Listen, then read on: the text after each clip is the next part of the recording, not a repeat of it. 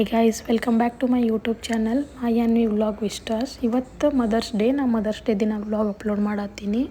ಯಾರ್ಯಾರು ಮದರ್ಸ್ ನಂದು ಚಾನಲ್ ನೋಡತ್ತೀರಿ, ವಿಡಿಯೋ ನೋಡತ್ತೀರಿ, ಎಲ್ಲರಿಗೂ happy mother's day. Morning 15 minutes of yoga ಮತ್ತು ಧ್ಯಾನ ಮಾಡಿ ಮಾರ್ನಿಂಗ್ ಸ್ಟಾರ್ಟ್ ಮಾಡಿದೆ. ಅದಾದಮೇಲೆ ಸ್ವಲ್ಪ ಬಿಸಿ ನೀರಿಗೆ ಅರಿಶಿನ ಹಾಕ್ಕೊಂಡು ಕುಡಿದೆ. ಅದು ಆ್ಯಂಟಿ ಇನ್ಫ್ಲಮೇಟ್ರಿ ಮತ್ತು ಆ್ಯಂಟಿ ಆಕ್ಸಿಡೆಂಟಿಗೆ ಭಾಳ ಬೆನಿಫಿಟ್ ಐತಿ. ಸೊ ಅದಾದಮೇಲೆ ನೆಕ್ಸ್ಟ್ ಒಂದು ಪೀಸ್ ಆಫ್ ಗಾರ್ಲಿಕ್ ತಿಂದೆ. ಅದು ಇಮ್ಯುನಿಟಿ ಸಿಸ್ಟಮ್ನ ಬೂಸ್ಟ್ ಮಾಡ್ತೈತಿ ಮತ್ತು ಬ್ಲಡ್ ಪ್ರೆಷರ್ನ ಲೋ ಮಾಡ್ತೈತಿ, ಕೊಲೆಸ್ಟ್ರಾಲ್ನ ರೆಡ್ಯೂಸ್ ಮಾಡ್ತೈತಿ.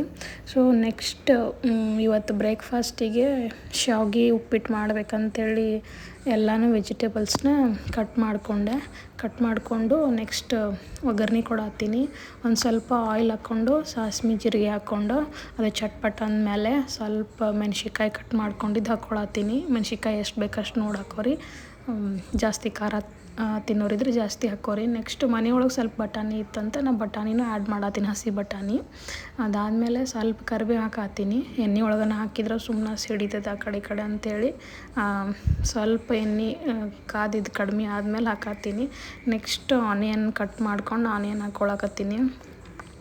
ನಾರ್ಮಲಿ ವೆಜಿಟೇಬಲ್ಸು ಅವಾಗ ತಿಂದ್ರಾತು ಅಂದ್ಕೊಂಡು ಸ್ಕಿಪ್ ಮಾಡಿಬಿಡ್ತೀವಿ. ಸೊ ವೆಜಿಟೇಬಲ್ಸು ಇದೇ ಬ್ರೇಕ್ಫಾಸ್ಟ್ ಒಳಗೆ ಇಲ್ಲ ಅಂದ್ರೆ ಲಂಚ್ ಒಳಗೆ ಆ್ಯಡ್ ಮಾಡ್ಕೊಂಡ್ರೆ ಸ್ವಲ್ಪ ಬಾಡಿಗೆ ಹೋಗ್ತೈತೆ ಅಂತೇಳಿ ಅಷ್ಟರೊಳಗೆ ನನ್ನ ಮಗಳು ಬಂದ್ಲು ಏನು ಮಾಡತ್ತೀನಿ ಅಂತೇಳಿ ನೋಡ್ಕೊಂಡು ವಿಡಿಯೋ ಮಾಡತ್ತಿದ್ದು ನೋಡಿ ಫೋನ್ ತೊಗೊಳಕ್ಕೆ ಟ್ರೈ ಮಾಡತ್ತಿದ್ಲು. ಸ್ವಲ್ಪ ಆಕಿನ ಆಟ ಆಡಿಸಿ ಮತ್ತು ನೆಕ್ಸ್ಟ್ ಕಂಟಿನ್ಯೂ ಮಾಡಿದೆ. ಸ್ವಲ್ಪ ಅದಾದಮೇಲೆ ನೆಕ್ಸ್ಟ್ ಟೊಮೆಟೊ ಎಲ್ಲ ಆ್ಯಡ್ ಮಾಡಿಕೊಂಡೆ. ಟೊಮೆಟೊ ಸಾಫ್ಟ್ ಆಗೋವರೆಗೂ ಬೇಯಿಸ್ಕೊಂಡು ನೆಕ್ಸ್ಟ್ ಅರಿಶಿನ ಹಾಕ್ಕೊಂಡು ನೆಕ್ಸ್ಟ್ ರುಚಿಗೆ ತಕ್ಕಷ್ಟು ಉಪ್ಪು ಹಾಕ್ಕೊಂಡೆ. ನೋಡ್ಕೊಂಡು ಹಾಕೋರಿ, ನಿಮ್ಗೆ ಎಷ್ಟು ಬೇಕು ಉಪ್ಪು ಅಷ್ಟು ಹಾಕೋರಿ. ಜಾಸ್ತಿ ಉಪ್ಪು ಹಾಕಿದ್ರೆ ರುಚಿ ಬರೋಂಗಿಲ್ಲ. ನೆಕ್ಸ್ಟ್ ನಡು ಎಲ್ಲ ನಾ ಇಂಟರ್ಫಿಯರ್ ಆಗತ್ತಿದ್ಲ ವಿಡಿಯೋ ನೋಡೋದು, ಫೋನ್ ತೊಗೊಳೋದು ಹಂಗೆಲ್ಲ ಆಕೆಗೆ ಆಟ ಆಡಿಸ್ಕೊಂಡು ಹಾಗೆ ಅಡುಗೆ ಮಾಡತ್ತಿದ್ದೆ. ಮಾರ್ನಿಂಗ್ ಟೈಮ್ ಅವ್ರ ಡ್ಯಾಡಿನೂ ಆಫೀಸಿಗೆ ಹೋಗಕ್ಕೆ ರೆಡಿ ಆಗ್ತಿರ್ತಾರೆ. ಆಕೆ ಎದ್ದು ಸ್ಟಾರ್ಟ್ ಮಾಡಿಬಿಡ್ತಾಳೆ ಎತ್ಕೊ ಅಂಥೇಳಿ. ಹಂಗೆ ಆಕಿನೂ ಎತ್ಕೊಂಡು ಮಾಡತ್ತೆ. ಆಕೆ ಎದ್ದು ಗದ್ದಲದೊಳಗೆ ನಂಗೆ ಶಾವ್ಗೆ ಹುರ್ಕೊಳ್ದ ಮರ್ತೋಗಿತ್ತು ಸ್ಟಾರ್ಟಿಂಗ್. ಸೊ ಇದು ಈ ಕಡೆ ಬೇಯಕತ್ತಿತ್ತು, ಆ ಕಡೆ ಹುರ್ಕೊಂಡ್ರಾತ ಅಂತ ಅಂದ್ಕೊಂಡು ಆ ಕಡೆ ಶಾವ್ಗೆ ಹುರ್ಕೊಳತ್ತಿದ್ದೆ. ಸೊ ಇದು ಬೇಯ್ದಿತ್ತು. ಇದಕ್ಕೆ 2 ಗ್ಲಾಸ್ ಆಫ್ ವಾಟ್ರ್ ಆ್ಯಡ್ ಮಾಡಿದೆ. ನಾನು ಇಬ್ರಿಗೆ ಮಾಡತ್ತೀನಿ, ಕ್ವಾಂಟಿಟಿ ನೋಡ್ಕೊಂಡು ಆ್ಯಡ್ ಮಾಡಿರಿ. ಅದಾದಮೇಲೆ ಆ ಕಡೆ ಶಾವ್ಗೆ ಹುರ್ಕೊಂಡೆ. ಸ್ವಲ್ಪ ರೋಸ್ಟ್ ಆಗ್ಬೇಕು ಶಾವ್ಗೆ. ಮನೆಯೊಳಗಿಂದ ಮಾಡಿದ ಶಾವ್ಗೆ ಇತ್ತಂದ್ರೆ ಹುರ್ಕೊಳ್ಳೋದೇನು ನೀಡಿಲ್ಲ. ಬಟ್ ಇದು ಅಂಗಡಿ ಒಳಗಿನ ಶಾವ್ಗೆ ಸ್ವಲ್ಪ ರಫ್ ಇರ್ತೈತಿ.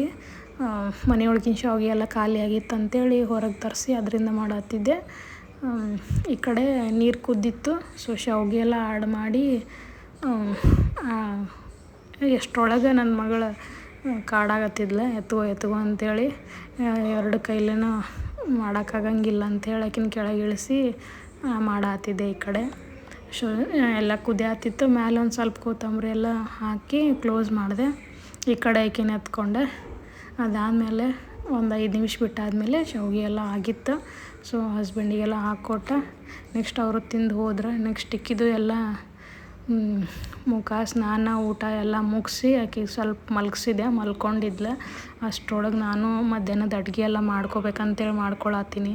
ಆಕೆ ಎದ್ದಾಗ ಏನು ಮಾಡೋದಾಗಲ್ಲ. ಈಗ ಸ್ವಲ್ಪ ಕ್ರ್ಯಾಂಕಿ ಆಗ್ಬಿಟ್ಟಾಳ.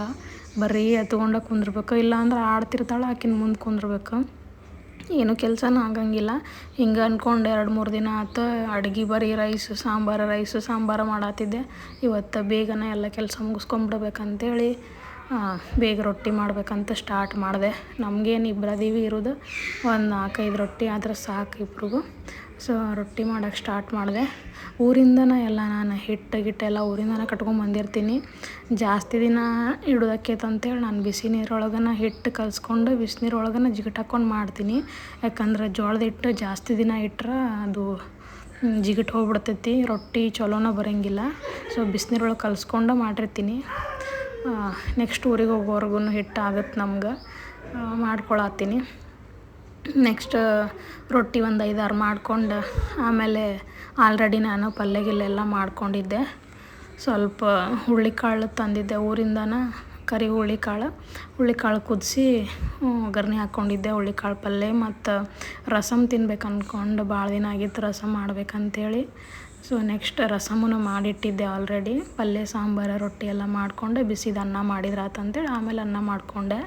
ನೆಕ್ಸ್ಟ್ ಊಟ ಗೀಟ ಎಲ್ಲ ಮುಗಿಸ್ಕೊಂಡು ಸಾಯಂಕಾಲ 1 ಅವರ್ ಹೊರಗಡೆ ಹೋದ್ರೆ ಆತಕಿನ ಕರ್ಕೊಂಡು ಆಕಿಗೂ ಫ್ರೆಶ್ ಇರ್ತೈತಿ ಅಂಥೇಳಿ ಹೊರಗಡೆ ಕರ್ಕೊಂಡು ಹೋಗಿ ಆಟ ಆಡಿಸ್ಕೊಂಡು ಹಂಗೆ ನಮ್ಮ ಕ್ಯಾಂಪಸ್ ಒಳಗನೆ ಬ್ಯಾಡ್ಮಿಂಟನ್ ಗ್ರೌಂಡ್ ಎಲ್ಲ ಅದಾವು ಒಳಗನ.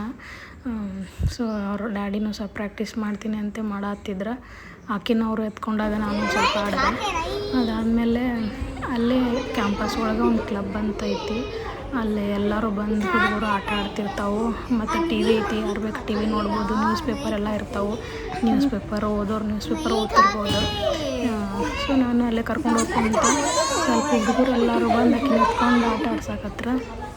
ಅಕ್ಕಿಗೆಲ್ಲ ನ್ಯೂ ಫೇಸ್ ಎಲ್ಲ ಯಾರು ನೋಡಿದ್ರು ಅವಳಕ್ಕೆ ಸ್ಟಾರ್ಟ್ ಮಾಡ್ತಿದ್ಲು. ಆದರೂ ಹುಡುಗರು ಅಕ್ಕಿಗೆ ಹಂಗೆ ಆಡಿಸಿ ರಂಭಿಸಿ ಕರ್ಕೊಂಡು ಸ್ವಲ್ಪ ಹೊತ್ತು ಆಡಿದ್ರು. ನನಗೂ ಖುಷಿ ಆಯ್ತು, ಅವ್ರಿಗೆ ಕರ್ಕೊಂಬಂದ್ರೆ ಈಕಿನೂ ಸ್ವಲ್ಪ ಸೋಷಲೈಸ್ ಆಗ್ತಾಳಲ್ಲ ಅಂಥೇಳಿ. ಸೊ 1 ವೀಕ್ ಆಯ್ತು ಈಗ ದಿನ ಹೊರಗೆ ಬರಾಕತ್ತೀವಿ. ಆಕಿಗೂ ಸ್ವಲ್ಪ ಎಲ್ಲರನ್ನೂ ನೋಡಿದ್ರೆ ಖುಷಿ ಆಗ್ತೈತಿ ಅಂಥೇಳಿ. ಪಾಪ ಹುಡುಗರು ಎಷ್ಟು ಚಂದ ಆಟ ಆಡಿಸಿದ್ವು. ನನಗೂ ಸ್ವಲ್ಪ ಮೈಂಡ್ ಫ್ರೀ ಆದಂಗೆ ಆಯ್ತು. 24 ತಾಸು ನಾನೇ ಎತ್ಕೊತೀನಿ, ನನಗೂ ಬೇಜಾರಾಗುತ್ತೆ ಅಂತ ಅನಿಸ್ತಿತ್ತು. ಹುಡುಗರು ಸ್ವಲ್ಪ ಆಟ ಆಡಿಸಿದ್ರಲ್ಲ, ನನಗೂ ಖುಷಿ ಆಯ್ತು.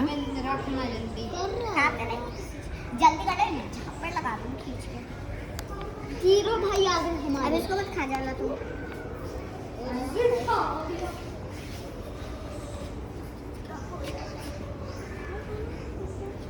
अब तू रखा लूं। ಈಗಂತೂ ಅನ್ವಿ ಗಾರ್ಡನಿಗೆ ಹೋದ್ರೆ ಮುಗೀತು, ಎಲ್ಲರೂ ಅನ್ವಿ ಅಂದ್ಕೊಂಡು ಆಕಿನ ಎತ್ಕೊಳಕ್ಕೆ ಓಡಿ ಬರ್ತಾರೆ.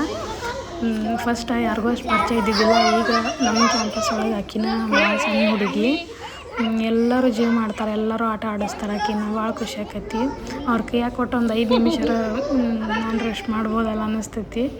ಎತ್ಕೊಂಡು ಆಟ ಆಡಿಸ್ತಾವೆ ಹುಡುಗರೆಲ್ಲ. ಈಗೆಲ್ಲ ದೊಡ್ಡವರು, ಅಕ್ಕಗಳು, ಆಂಟಿಗಳು ಜೊತೆ ಪರಿಚಯ ಆಗ್ಯಾರ. ಆಕಿಗೆ ಬಂದ ತಕ್ಷಣ ಮಾತಾಡಿಸ್ತಾರೆ, ಆಟ ಆಡಿಸ್ತಾರೆ.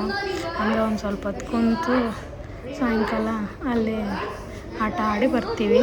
ಈಗ ನಾವು ಡೈಲಿ ರೂಢಿ ಮಾಡ್ಕೊಂಡ್ಬಿಟ್ಟಿವಿ, ಈವ್ನಿಂಗ್ 1 ಅವರ್ ಹೋಗ್ಬೇಕು, ಸ್ವಲ್ಪ ಎಲ್ಲರ ಜೊತೆ ಆಟ ಆಡಿ ಬರ್ಬೇಕಂತೇಳಿ. ಗ್ರೌಂಡ್ ಎಲ್ಲ ಐತಿ, ಬಟ್ ಈಗ ಇನ್ನೂ ಆಟ ಆಡೋಕ್ಕೆ ಬರೋಂಗಿಲ್ಲವ. ಸುಮ್ಮನೆ ಇಲ್ಲಿ ಕ್ಲಬ್ ಒಳಗೆ ಕರ್ಕೊಂಡು ಕುಂತಿರ್ತೀನಿ, ಆಟ ಆಡ್ತಾ ಹುಡುಗರ ಜೊತೆ.